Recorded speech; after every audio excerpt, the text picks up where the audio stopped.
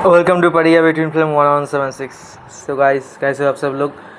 पिछले दिन हम लोग बात किए थे कि आपके हॉरोस्कोप में कौन से प्लैनेट से आप समझ सकते हो कि आप लोग ट्विन फ्लेम जर्नी में हो या फिर नहीं हो।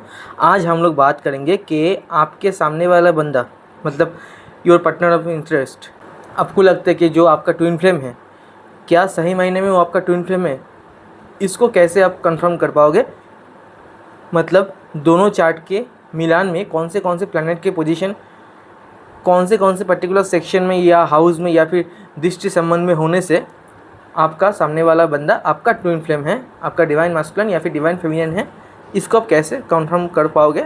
आज उसको लेकर हम लोग डिस्कस करेंगे। देखिए, ट्विन फ्लेम होने के लिए कौन से प्लैनेट सबसे ज़्यादा इंपॉर्टेंट रोल प्ले करते हैं। मैंने बोला था कि राहु, सैटर्न, केतु, शुक्र, चंद्र, मंगल, बुध एंड बृहस्पति भी है, लेकिन बृहस्पति एंड सन, ये दोनों को लेके अलग से बात करेंगे। इनका सिम्टम्स कुछ दूसरा होता है।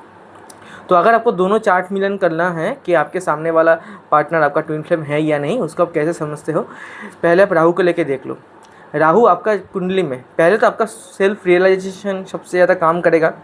उसके साथ साथ आपका यूनिवर्सल गाइडेंस, कंसल्टेंसी, कोई proper professional twin flame coach, उनके ज़रिए आपको पहले कंफर्मेशन लेना पड़ेगा। कंसल्टेंसी देने का मतलब, जैसे हम बैठे हैं इधर में पढ़ी, अभी आपको कंसल्टेंसी देते हैं, तो अगर आपको चाहिए हमसे कंसल्टेंसी तो दिए गए नंबर पे आप व्हाट्सअप कीजिए, नहीं तो कमेंट सेक्शन में कमेंट कीजिए, नहीं तो चैनल के ईमेल आईडी में जाके आप मेल कर सकते हैं।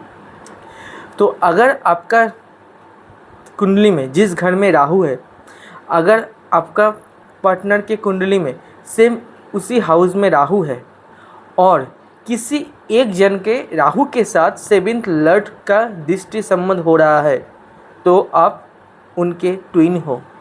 मतलब अगर आपका मान लो कुंभ राशि में राहु है, तो सामने वाला जो अपना पार्टनर होगा, जिस उनका भी कुंभ राशि में राहु होगा और किसी एक के राहु के साथ आइदर 7th लॉर्ड बैठा रहेगा, नहीं तो 7th लॉर्ड की दृष्टि संबंध होगा, या तो फिर जिस घर में राहु होगा उसी सेम राशि लॉर्ड के दूसरे किसी घर में राहु हो सकता है। मतलब आपका कुंभ राशि में राहु है, उनके साथ आपका 7th लॉर्ड का एस्पेक्ट या फिर कॉन्जंक्शन है, और आपका पार्टनर जो होगा उनका कुंभ राशि में राहु हो तो बहुत बेहतर, या तो फिर मकर राशि में राहु हो सकता है, क्योंकि मकर राशि का राशि लॉर्ड शनि होता है और कुंभ राशि का राशि लॉर्ड भी शनि होता है।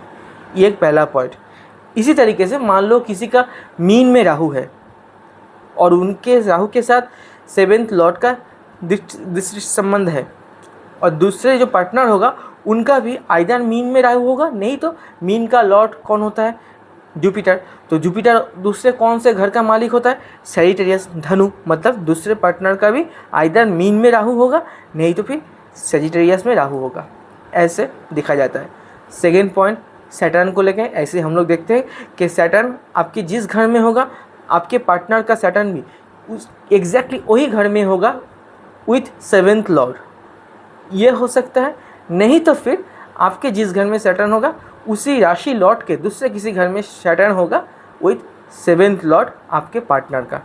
मतलब मान लो आपका सैटर्न है सैजिटेरियस में, तो आपका पार्टनर का भी सैटर्न होगा सैजिटेरियस में विथ उनके 7th लॉर्ड या फिर आपके 7th लॉर्ड। ऐसे हम लोग देखते हैं।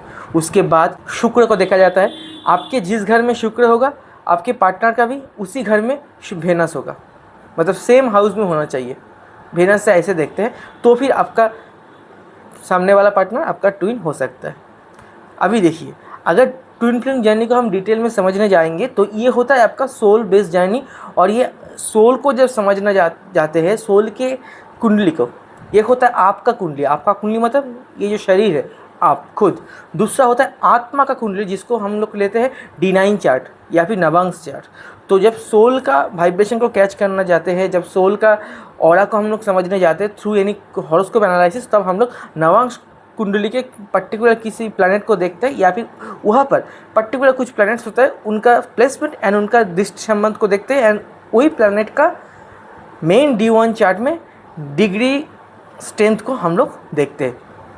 तो अभी आप मान लो आपका D9 चार्ट मतलब नवांश कुंडली में सबसे पहले क्या होता है देखना पड़ता है, शुक्र को देखना पड़ता है, क्योंकि शुक्र जो होता है वो आपका इंटरेस्ट रहता है। मतलब शुक्र आपका जिस घर में भी रहेगा आपको उस घर मतलब घर रिलेटेड काम के प्रति या फिर कोई घर रिलेटेड पर्सन के प्रति बहुत ज़्यादा आपका इंटरेस्ट एक खिंचाव बहुत हद तक गहराई में महसूस होगा। तो अगर आपका D9 चार्ट में मतलब आत्मा कुंडली में शुक्र जहाँ पर है, आपका पार्टनर का भी D9 चार्ट में सेम घर में शुक्र होना चाहिए, या फिर चार्ट में मतलब लगन चार्ट में सेम घर में शुक्र होना चाहिए। ये एक हो सकता है। दूसरा ऐसा हो सकता है आपका जिस घर में शुक्र है आपके पार्टनर का D9 में ठीक ऑपोजिट उनके 7th हाउस में शुक्र होगा। मतलब आपका सपोज स्कॉर्पियो में शुक्र है तो आपका पार्टनर का D9 में आइदर स्कॉर्पियो में शुक्र होगा, नहीं तो उसका ऑपोजिट 7th मतलब टॉरस में शुक्र होगा। क्योंकि शुक्र जो होता है वो आपका स्ट्रेंथ दिखाता है इच्छा का, इच्छा पूर्ति का, झोंक का, पागलपंती का, क्रेजीनेस का। और शुक्र जब D9 चार्ट में हम लोग देखते हैं तब वो आपका आत्मा की पागलपंती को दिखाता है कि आपका आत्मा जिसके तरफ पागल है।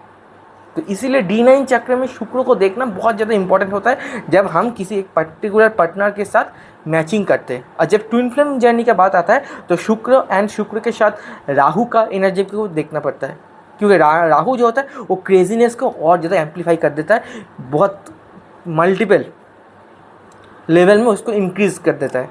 तो इसीलिए आपका जिस हाउस में शुक्र होगा D9 चार्ट में आपका पार्टनर का आइदर उसी हाउस में शुक्र होगा, नहीं तो उससे ऑपोजिट 7th हाउस में शुक्र हो सकता है। उसके साथ साथ शुक्र के साथ साथ उनका राहु आइदर वो शुक्र से 5th और 9th पोजीशन में हो सकता है।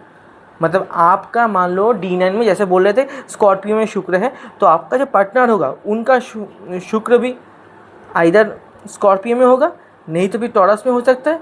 और उनका राहु जो होगा वो स्कॉर्पियो से 5th हाउस आगे हो सकता है, नहीं तो 9th हाउस आगे जा सकता है। मतलब आइदर उनका राहु स्कॉर्पियो से 5th हाउस आगे मतलब पाइसिस में हो सकता है, नहीं तो फिर भार्गो में हो सकता है। तो ऐसे हम लोग देखते हैं कि आत्मा के वो खींचा वो प्यार, वो बॉन्डिंग जो कभी ना ख़त्म होने वाला, one soul in two bodies.